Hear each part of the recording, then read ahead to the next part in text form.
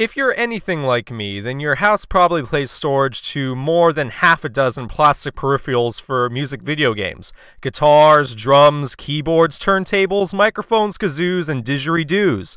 Whatever the flavor may be, the fact remains the same, and that fact is that, in all likelihood, a good number of those $100 toys are collecting dust in the attic or closet.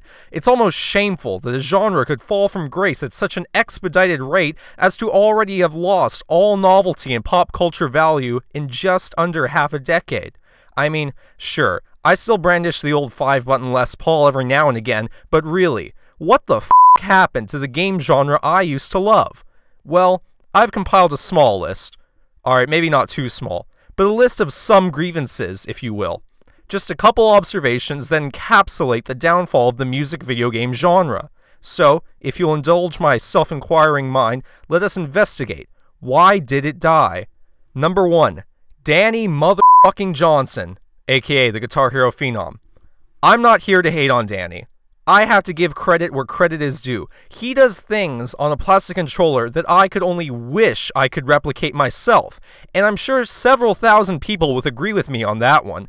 But seriously, watch this. What the fucking shit is that? My problem with Danny is that after watching his videos, I just feel a little bit jaded to the whole experience. I mean, when Guitar Hero 2 first came out, everyone was baffled at the intensity of Jordan by Buckethead. When Guitar Hero 3 came out, the same thing happened with Through the Fire and Flames. At the time of these games being released, these particular songs were almost sacred to a point. To simply pass these songs, let alone score well, was considered an achievement in and of itself. But then this fucker comes along. Again, I'm not here to hate on Danny. Seriously, good job, dude. But still, man, f*** you. The whole impossibility of the Guitar Hero series added a layer of allure to it. The thought that no matter what, you never 100% these insurmountable walls of impenetrable fortitude. But Danny proved that wrong, and in doing so, ultimately devalued the games by obliterating that association of impossibility from these challenging songs. At least in my eyes. Anyway, on to point 2. Oversaturation. Activision exploits their franchises like a pimp exploits his hose. I mean, come on. I'm a fan of Aerosmith and Van Halen, but isn't that what DLC is supposed to be there for? The only free pass I'll give them is on Guitar Hero Metallica, cause I'm horribly biased, and the setlist for that game was probably my favorite of any music video game ever created. It had Mastodon, Slayer, Judas Priest, and f***ing Metallica.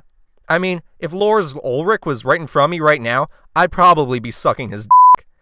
But the point still stands. Too many games. I was willing to let it slide for a while. But was a portable version for the Nintendo DS really necessary? I tried it once at a GameStop, and my hand had carpal tunnel after about 5 minutes of playing that crap. The only thing worse than that was Band Hero, a setlist featuring Taylor Swift and Jesse McCartney. Yeah, gag. Then you have to factor into the equation that on top of Activision milking the Guitar Hero franchise, you had Harmonix still releasing their own games too for the Rock Band series. Oh, I almost forgot about those other piece of shit games. Rock Revolution, Power Gig, Rise of the Six String. Yeah, did anybody actually buy those? Or better yet, did anybody actually enjoy them? If you did, I've got a special hat and a seat in front of the class for you. Anyway, I think I've made myself clear enough. Too many games. Point 3. Failure to evolve. This is probably my chief complaint. These games just didn't go anywhere. I'll give a whole ton of credit to Harmonix for making the full band setup a standard when they released Rock Band. But, for all their creative genius, all Activision could think to do was copy them. And that's a shame. Sure, they made that wonky touch strip for their guitars, but I doubt many people found gimmicks like that to be of any real significance. The real tragedy here is that Harmonix did try to evolve. They added additional instruments, continued to provide excellent DLC to their games every week after launch. They added the Rock Band network for aspiring musicians to release tracks on, and furthermore, they even turned their game into a teaching tool by offering pro difficulties that would give beginner tutorials on how to actually play each instrument note for note. But what good is that if your next leading competitor, i.e. Activision, waters down the overall product field by cashing in on half-assed sequels one after the other? So, with all that being said, the question remains, will music video games ever come back in style, or are they doomed to obscurity?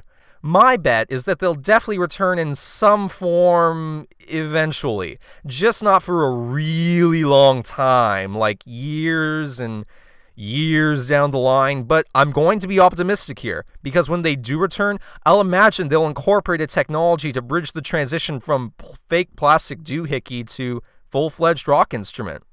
One game I'm keeping my eye on is Rocksmith, which is being developed by Ubisoft. Honestly, it's a bit of a dark horse. I haven't seen or heard a lot of the info about the game, and I don't foresee it being the phoenix that revives the music gaming genre from the ashes, but it's an interesting enough reimagining of the standard formula that I've got no problem putting down the money to try it out. Maybe look for a review of that when it hits store shelves later this year. It'll either be a total flop or diamond in the rough, but only time will tell. Anyway, that's it for this video. Thank you so much for joining me. I really appreciate it. Stay tuned for more videos to be posted on my channel. Once again, this has been Jesus Quesadilla, signing out.